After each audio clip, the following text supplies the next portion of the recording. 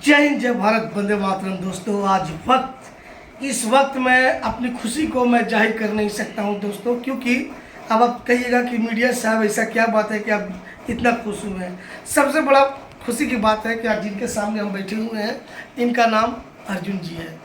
दोस्तों, मैं अपनी कुछ कहानी आपको बता देना चाहता हूं। दोस्तों, आज तो मैं मीडिया ज्वाइनिंग कर लिया हूं। दोस्तों, इससे पहले मैं एक स्कूल टीचर था दोस्तों, आज से लगभग 16 या 17 साल पहले। और उस विद्यालय में जो बच्चों को मैं क्लास लेता था, 10 तक वो स्कूल चलता था। गौतम बुद्ध उच्च विद्यालय के नाम से वो विद्यालय था।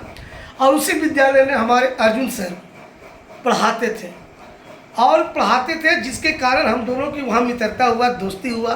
काफ़ी लंबे समय तक हम दोनों ने उस स्कूल में लगभग तो मान लिया जैसे 12 से 14 साल, 12 से 13 साल तक क्लास हम लोगों ने लिया।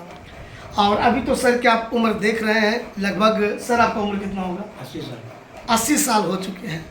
आज बड़ी मुश्किल से, और बड़ी ये मानिए कि मेरा भाग्य था कि लक था कि इनके गांव से मैं गुजर रहा था।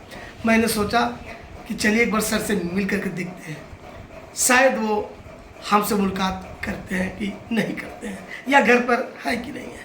लेकिन भगवान का यह बहुत ही अच्छा लक था कि आज अर्जुन सर से हमको मुलाकात हुआ।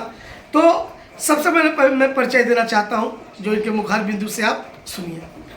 सर, जनता को सबसे पहले अपना नाम आप बताइए। मेरा नाम अर्जुन प्रसाद है। मैं आज से करीब 40 साल पहले, मतलब 1967 से राजनीति में रहा। और हमारे अपने जीवन काल में 3 बार सत्ता परिवर्तन हुआ। एक कांग्रेस का, एक लालू जी का, फिर नीतीश जी का।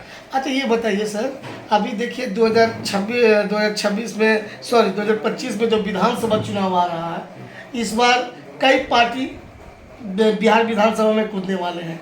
जैसे एक तरफ गठबंधन की सरकार, जैसे मान लीजिए लालू जी हो गए, आरजेडी हो गया, कांग्रेस हो गया, और भी कई पार्टियां जो एक साथ गठबंधन करके चुनाव लड़ रहा है। ये बताइए सर, बिहार की अभी जो स्थिति है उसके बारे में क्या कहना चाह रहे हैं? बिहार की स्थिति बहुत गंभीर है। एक तरफ एनडीए की बात जो है, वो भी एनडीए जो है हमारा संविधान को बार बार तोड़ने की बात करती है। और मोदी जी कहते हैं 400 के पार मतलब आरक्षण सब खत्म, आरक्षण समाप्त, संविधान किनारे। बाबा अम्बेडकर साहब की पूरा प्रयास, पूरा मेहनत, जो संविधान लिखा उसको दर किनारे कर करके आज गरीबों को रोकना चाहती है सरकार। और अभी एक तरफ आरजेडी है। आरजेडी का पिछले 15 साल में हम लोग देख चुके हैं कि आरजेडी में क्या था, विशेष करने की जरूरत नहीं है। आज एक नया वातावरण, एक नया गठबंधन, एक नया नीति। और नीति में परिवारवाद को खत्म होना चाहिए और टैलेंट आदमी को पूछना चाहिए। जब तक पार्टी के अंदर में टैलेंट आदमी, त्यागी आदमी, कार्य करने वाला आदमी समावेश नहीं रहेगा, मौजूद नहीं रहेगा, तब तक देश का विकास नहीं होगा। अच्छा सर, जनता तो ये भी कहता है सर कि जब लालू जी की सरकार था तो जंगल राज था, इसके बारे में क्या कहना चाहिए? हाँ, वास्तव में जंगल राज था। हम जब आते थे, आप राजेश जी, आप तो मेरे साथी रह चुके हैं। जब मैं गया से आता था 5-6 बजे, तो हमको लगता था कि हम घर पहुँचेंगे कि नहीं पहुँचेंगे। आज वो परिस्थिति नहीं है। छिटपुट है लेकिन कोई परिस्थिति नहीं है। उससे तो अच्छा है, लेकिन सब कुछ अच्छा नहीं है। एक तो पूरे हिंदुस्तान के 26 करोड़ बुजुर्गों को ये लोग दर किनारे कर रहे हैं, जबकि आज के बुजुर्ग कल के देश निर्माता थे। उन्हीं के आधार पर लाइन हो, चाहे रोड हो, नाली हो, नाल हो, नदी हो, कहीं भी काम करने की जरूरत पड़ी तो हम लोग जैसे बुजुर्गों ने प्राइवेट सेक्टर में काम करके, असंगठित क्षेत्र में काम करके काम किया। आज हमारी तरजूह नहीं है, हमारी आवाज़ नहीं है। हम 400 रुपये पेंशन पर जिंदा रह रहे हैं। सरकार एक तरफ राष्ट्रपति को 5 लाख का वेतन मुहैया कराती है, 300, और एक तरफ 400 रुपये जिंदा करने बुजुर्गों को 400 रुपये मासिक मिलता है। तो क्या सर, ये 400 रुपया जो भी केंद्र सरकार हर एक वृद्धा पेंशन लोगों को दे रहा है, अब ये मैं सरकार से ये पूछना चाहता हूँ कि 400 रुपया पर मंथ में क्या हो सकता है? इससे तो बेटर है कि सरकार 400 रुपया ना दे। जैसे सर अभी बताए कि 80 पार कर चुके हैं, इनको कहते हैं कि 400 रुपये में क्या हो सकता है। इस पर जरूर केंद्र सरकार और बिहार सरकार को ध्यान देना चाहिए। अच्छा सर ये बताइए सर, अभी देश की आबादी लगभग सर 120 के लमसम में है सर, ठीक है सर। तो अब ये बताइए कि इतनी जनसंख्या को बढ़ते हुए आखिर सरकार भी क्या कर सकती है? हाँ, सरकार दे सकती है। इनके मंत्री पर कितना खर्च होता है, राष्ट्रपति पर कितना खर्च होता है, लोकसभा के स्पीकर पर कितना खर्च होता है, विधानसभा के सदस्य पर कितना खर्च होता है, कि सीएम पर कितना खर्च होता है, उनके पीए पर कितना खर्च होता है। एक तरफ जिसका मासिक वेतन 4 लाख है, 5 लाख है, राष्ट्रपति का शायद ज़्यादा होगा, और एक तरफ जो है मासिक 400 रुपया। सरकार बेशर्मी की तरह काम करे, बंद कर दो, वो अच्छा है। हम क्यों जाएंगे बैंक में 400 रुपये लेने के लिए? तो कितना पेंशन होना चाहिए सर? वृद्धा पेंशन कितना लगभग होना चाहिए? अभी कम से कम होना चाहिए 2000 रुपया पास प्रति माह, कम से कम 2000 रुपया प्रति 60 वर्ष के लोगों को, ऊपर के लोगों को प्रति माह 2000 रुपया होना चाहिए। और उसके बाद स्वास्थ्य की गारंटी होनी चाहिए। इनका जो आयुष्मान भारत है जिसमें ट्रीटमेंट करते हैं, वहाँ पर डॉक्टर लोग बेईमानी करती हैं। डॉक्टर बेईमानी करते हैं? हाँ, बेईमानी करता है। ये आप कैसे कह सकते हैं सर? इसलिए हम देखते हैं को वहाँ पर हम मेडिकल में हमारे भर्ती हुआ था, हम देख रहे को पेशा कर रहा था, मेडिकल कॉलेज में ट्रांसफर करके भेज दिया वहाँ या सुभिमान हॉस्पिटल में, वहाँ पर इलाज करवाने आइए। तो ये सब चीज़ है। अभी पटना में देखिए इंदिरा हॉस्पिटल है, वरिष्ठों के लिए कोई काउंटर नहीं है। एक मिनट, पटना में इंदिरा गांधी हॉस्पिटल में बहुत सारे काउंटर हैं, ठीक है, लेकिन बुजुर्गों के लिए कौन सा काउंटर है? कोई आदमी खड़ा नहीं हो सकता है, यानी सीनियर सिटीजन के लिए कोई काउंटर नहीं है, जबकि सब जगह अवेलेबल है, वहाँ होना भी होना चाहिए। वहाँ पर मुख्यमंत्री रहते हैं, प्रधानमंत्री, मुख्यमंत्री रहते हैं, मंत्री रहता है, स्वास्थ्य मंत्री रहता है, वहाँ के क्या कहते हैं सचिव सेक्रेटरी सब लोग रहते हैं, उनको दिखाई नहीं पड़ता है वो सब चीज़ तो होनी चाहिए ना। अब हम 80 बरस के आदमी लाइन में खड़ा होकर के हम अपना एडमिशन कराएं, है संभव? नहीं, तो संभव नहीं है। तो ये जो अफसरों को, मंत्रियों को, विधायकों को कभी बुझाता है। और अभी पार्टी में तनाशाह है, कोई विधायक बोलना नहीं चाहता है, सबको बांध दिया गया है कि तुम यही बात बोलना है। यानी जो कहा गया है सर, एक तरह से मान लिया जाए तो भ्रष्टाचार की सरकार है। हाँ, भ्रष्टाचार की सरकार है, बिल्कुल। अच्छा, तो नीतीश जी जो वादा करते हैं सर, लंबे लंबे वादा करते हैं कि हमारे शासनकाल में किसी भी तरह का दिक्कत नहीं है, बिल्कुल प्रशासन टाइट है, इसके बारे में क्या कहना चाहते हैं? अभी कोई प्रशासन टाइट नहीं है, सारे अफसर लोग बेलगाम हैं। यहाँ तक कि बताते हैं, जबकि यहाँ पर रोजगार की बात होनी चाहिए, स्वास्थ्य की बात होनी चाहिए, शिक्षा की बात होनी चाहिए, तो बात हो रहा है हिंदू मुसलमान पर, जो कुरैशी जो है, कर्नल कुरैशी पर बात हो रहा है। ये लोग अभी लोग कितने बेहया हो गए हैं कि मरल मुर्दा को कबाड़ रहा है, औरंगजेब को कबाड़ रहा है। ये कौन सा नीति है भाई? और औरंगजेब अपने ढंग से राज किया, देश को विकास किया न किया, वो अपने समझ अगर कुत्ता मुँह से काटे तो कुत्ता को तुम आप मुँह से काटेंगे? अरे उसका समय था, अपने राज किया, पूरे देश का विस्तार किया, अब आप उसको कब्र को कबाड़ रहे हैं, ये क्या मतलब है? अच्छा, ये बताइए सर, अब तो बहुत ही जानकारी आपके पास है, कुछ ऐसी चीज़ बताइए सर, हमारे देश में कई तरह के जो आतंकवादी हमला हो रहा है सर, इसके बारे में क्या कहना चाह रहे हैं आप? आतंकवादी हमला तो आप पहले जैसे सर पहलगांव में हो गया सर, और भी कई जगह बता पहले समझिए कि आतंक क्या है, आतंक पर चर्चा कीजिए। यह बताइए सर। आतंक हमारा आंतरिक आतंक भी हो सकता है और बाहरी आतंक भी हो सकता है। पहलगाम में जो आतंक हुआ वो आतंक नहीं कहेंगे, वो कहेंगे हमारी सरकार की कमजोरी, मैंने कमजोरी, त्रुटि या भूल। जब वहाँ पर निशांत विवेक गया था तो उसके लिए सुरक्षा था, और पहलगाम में 2000 आदमी सैलानी गए, उसके लिए सुरक्षा की व्यवस्था नहीं था। इसके जिम्मेदार तो प्रधानमंत्री और गृह मंत्री है और डिफेंस मंत्री है, तीनों जिम्मेदार है। और आप हिंदू मुसलमान करके आप समाज को तोड़ना चाहते हैं, क्या चाहते हैं? जब एक जैसे सुराब गाँव है, वहाँ पर सारे हिंदू लोग भी हैं, मुसलमान लोग भी हैं, सारे मिलजुल कर रहते हैं, हम लोग भी जाते हैं। हम अभी अभी सजे लेंगे ना, वास्तव में कैसे कम से कम 10 आदमी प्रणाम करेंगे मुसलमान लोग भी, आदाब करेगा। तो आप उस रिश्ता को तोड़ रहे हैं। अरे सर, तो देश तो टूट पहले ही गया था सर। देश जब आज़ाद हुआ था तो बंटवारा में ही टूट गया था सर। ऐसी बात तो ये देश तो पहले बंटवारा में ही टूट गया था। आज़ादी हुआ, आज़ादी होने के बाद बंटवारा में देश टूट गया था, एक भारत और एक पाकिस्तान, और पाकिस्तान से बढ़कर बांग्लादेश हो गया सर। अच्छा ये बताइए सर, आज़ादी से लेकर के अब तक आप तो हो सकता है जब आपका उम्र इतना हो गया सर, तो आप इंदिरा गांधी को जरूर देखे होंगे सर।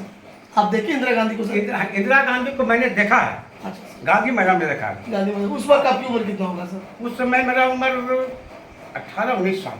अच्छा सर। हाँ, जो वो 74 में जो आंदोलन हुआ था, उसके पहले हम लोग 67 में आंदोलन हुआ था। आप किस पार्टी से बिलोंग करते थे सर? हम पार्टी संयुक्त सोशलिस्ट पार्टी से, उस समय संयुक्त सोशलिस्ट पार्टी थे, जिसके अध्यक्ष थे या डॉक्टर राम लोहिया, और बिहार में थे उपेंद्र वर्मा, जगतो प्रसाद, जगतो प्रसाद भी थे, सारे लोग थे, और बहुत सारे लोग तो शिवभजन सिंह जहानाबाद प्रथम विधायक, सारे लोग, अब तो सारे लोग गुजर गए।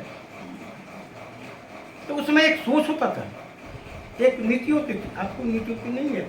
आज आप बीजेपी में है, कल आरजेडी में है, कल तो दुकान बनिया का दुकान खुल गया है, यहाँ ना मिल वहाँ कर दिया, वहाँ ना मिल वहाँ कर दिया। इससे तो आदमी को, हमको लगता है कि जो स्थिति है और बिगड़ती रहेगी। और एक बात और बताते हैं, आदमी अपने आप में कमजोर है। जो मुंह है ना, मुंह समझते हैं ना? जी हाँ सर। मुंह का क्या काम है? सही भी बोलना, गलत भी बोलना, प्रणाम भी करना, रिस्पेक्ट भी करना, डिसरिस्पेक्ट भी करना। हाँ, मुंह का काम करना है। अगर समर्थन करना भी है तो मुंह का काम विरोध करना भी है। अब गलत काम का विरोध कीजिए और सही काम का समर्थन कीजिए, लेकिन यहाँ पर नहीं है। आप फायदा भी ले रहे हैं, लेकिन आप गलत काम का विरोध नहीं कर रहे। जैसे अभी बताते हैं स्वच्छता अभियान चल रहा है ना पूरे बिहार में जी। अब उसमें डॉक्टर राम लोहिया का नाम बदनाम किया जा रहा है। कहाँ चल रहा है? कहाँ जमीन पर है? ऐसा कहाँ हो रहा है? कोई आदमी बोलता नहीं है। पूरा आप गाँव में करिए, पूरा करके देखना पड़ता है, देखना पड़ता है ना। कौन जिम्मेवार है? ये लोग खुद जिम्मेवार हैं। अभी 3-4 दिन पहले एक आदमी आया था पैसा मांगने के लिए, रसीद, टैक्स, उसका स्वास्थ्य अभियान, हम नहीं देंगे तुमको, काम किया तुम। वही चीज़ है, आप राजस्व उसको इम्प्लीमेंट कराइए, विरोध कीजिए। अभी नेहा सिंह राठौर जो है, हम उसको अगर आपके चैनल के माध्यम से अगर आवाज़ के पास पहुँचे तो हम उसको बहुत अपने तहे दिल से बधाई देती हैं। तो ये सर लोग कहते हैं सर कि नेहा सिंह राठौर है जो कभी कभी सर देश के खिलाफ भी भाषण देता है, सर के खिलाफ भी, मतलब जैसे गाना गाती है सर, तो कभी तो लोग इतना भी कहता है कि सिर्फ नेहा सिंह राठौर के ऊपर देशद्रोह का मुकदमा चलना चाहिए। इसके बारे में क्या कहना चाहते हैं? देशद्रोह का मुकदमा करने वाले कौन लोग हैं? सत्ता पक्ष के लोग हैं। इन्हें हिंदुस्तान के लोगों को बरगलाने की बात है। क्योंकि पहलगांव पर भी नेहा राठौर कुछ बोले थे, पहलगांव पर जिसका विरोध मतलब जनता किया था। पहलगांव पर नेहा जी बहुत अच्छी बात बोले थे। आखिर वो आदमी जगह जो है तीर्थ स्थल है, माने पर्यटन के लिए जगह है, वहाँ पर सुरक्षा की व्यवस्था क्यों नहीं थी? और 2 घंटा के बाद भी जब फायरिंग चला, गोली चला, उसके बाद भी सुरक्षा बल कहाँ था? तो किसकी गलती थी? और नेहा सिंह जो भी बात बोल रही है वो सही बात बोल रही है, उसका काम है आवाज़ उठाना, हम लोग का आवाज़ उठा रही है। आप लोग क्या करते हैं? रोजगार की बात कीजिए, स्वास्थ्य की बात कीजिए, आवास की बात कीजिए, है ना? तो आप क्या बात कर रहे हैं? हिंदू मुसलमान की बात कर रहे हैं। सारे हिंदू लोग मुसलमान को साथ हम लोग रह रहे हैं। कहाँ दिक्कत हो रहा है? और जो भगवान के नाम पर कर रहा है, अयोध्या में गरीब लोग नहीं है। अयोध्या में जब भगवान की नगरी है, जहाँ भगवान पैदा लिया, हमको नहीं लगता है कि राम को कि मोदी लाया है कि मोदी को राम लाया है। ये बात तो पहले आप समझिए ना, आप बता दीजिए हमको कि राम को मोदी लाया कि मोदी को राम लाया है।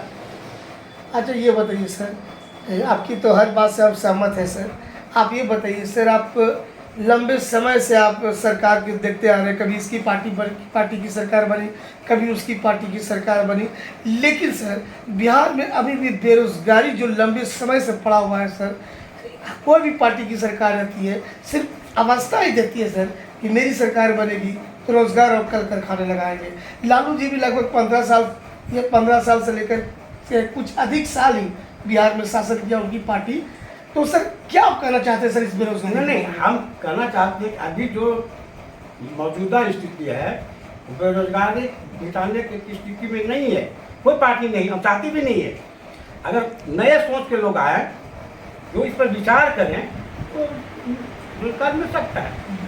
अभी जो बताते हैं जितना भी जैसे एयरपोर्ट है, रेल है या फिर बैंक है और सारे जो महकमा है सबका आप निजीकरण कर रहे हैं। निजीकरण क्या होता है? वहाँ पर कर्मचारियों का छटनी होता है, सुविधा में कटौती होती है। क्यों ऐसा कर रहे हैं? इंदिरा गांधी ने तो बैंकों का राष्ट्रीयकरण करके लोगों को रोजगार दिया। आप क्या करना चाहते हैं? तो क्या ये निजीकरण करना गलत है सर? बिल्कुल।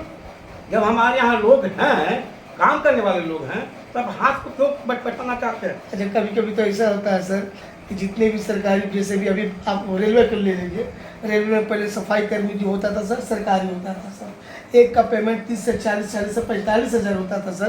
तो कभी कभी ऐसा होता था कि सरकारी कर्मचारी काम नहीं कर पाते थे सर, जिसके कारण ही केंद्र सरकार और बिहार सरकार वो आपको निजीकरण किया। ऐसा तो बताओ सरकार का रवैया। इस सरकार का जो तथ्य है गलत है। जब 45,000 रुपये कमा करके कर्मचारी काम नहीं करता है तो ये 1-1.5 लाख रुपये लेकर के विधायक जी क्या करते हैं? वो क्या करते हैं? उनके समझ गई ना। अब एक विधायक को पीए मिलता है, ठीक है, सुविधा मिलता है, पीए मिलता है, सारे सुविधा मिलता है। अब कहाँ क्षेत्र घूमते हैं? किससे मिलते हैं? मिलते हैं अब सिर्फ वोट के दिन आते हैं, वोट लेने के लिए। बाकी दिन कहाँ रहते हैं? यही सबसे बड़ा दुर्भाग्य देश का है। कोई भी प्रतिनिधि, कोई भी उम्मीदवार चुनाव में लड़ता है तो चुनाव के दिन ही आता है, उसके पहले या पीछे हमसे संपर्क नहीं करता है, हमारी समस्या को नहीं सुनता है। अभी चुनाव आने जा रहा है, अभी कौन विधायक, कौन सा कैंडिडेट आ रहा है, जमीन पर आ रहा है? बताइए कौन आ रहा है? न एनडीए का आ रहा है, न आरजेडी का आ रहा है, न फिर चिराग पासवान वाला पार्टी के एनडीए का करते हैं उसका आ रहा है, या प्रशांत किशोर का आ रहा है? नहीं आ रहा है। अच्छा सर, प्रशांत किशोर जन स्वराज पार्टी के बारे में क्या कहना चाहती है? पार्टी का, इस पार्टी का जन स्वराज जी का कहने करते हैं क्या यदि मेरी बिहार में पार्टी की सरकार बनती है तो मैं रोजगार दूंगा, क्या ये पार्टी इसके बारे में क्या कहना चाहती है? प्रॉमिस करना तो यहाँ कुछ जुमला हो गया है। मैंने क्या है, आदत हो गया है, मुहावरा हो गया है। अब कहते हम कुछ, हम हमरा से शादी कर रहा है तो 5 बीघा जमीन लिख दो, कर रहा है शादी कर रहा है, हम 5 जमीन लिख दो, जुमला हो गया। मोदी जी का 15 लाख रुपये का हुआ, 2 करोड़ नौकरी का हुआ, क्या हुआ? तो ये देखिए, इस वक्त श्री अर्जुन प्रसाद जी हमारे बीच बैठे हुए थे और इन्होंने अपने मुखार बिंदु से बिल्कुल ही कड़ी हो चाहे सच्चाई हो, इन्होंने अपने मुखार बिंदु से आवाज़ उठा करके जनता के बीच लाई और सरकार के बीच भी लाई। अब मैं ये निवेदन करना चाहता हूँ अपने देशवासियों से और अपने जनता भाई जो हमारे अभी कैमरा पर मौजूद होंगे, वीडियो को देखेंगे, मैं इनसे निवेदन करना चाहता हूं कि जो अर्जुन प्रसाद जी ने अपने मुखार बिंदु से बयान दिए, कमेंट में ज़रूर बताएं। और सबसे पहले दोस्तों, हमारे चैनल को लाइक, सब्सक्राइब, कमेंट जरूर करें, जहां तक बने वहां तक वीडियो को सेंड करें ताकि बिहार सरकार और केंद्र सरकार तक आवाज़ पहुँचे। इन चंद शब्दों के साथ मैं RRO इंडिया टुडे न्यूज़ से राजेश पासवान अपनी वाणी को समाप्त करता हूँ। जय हिंद, जय भारत, वंदे मातरम।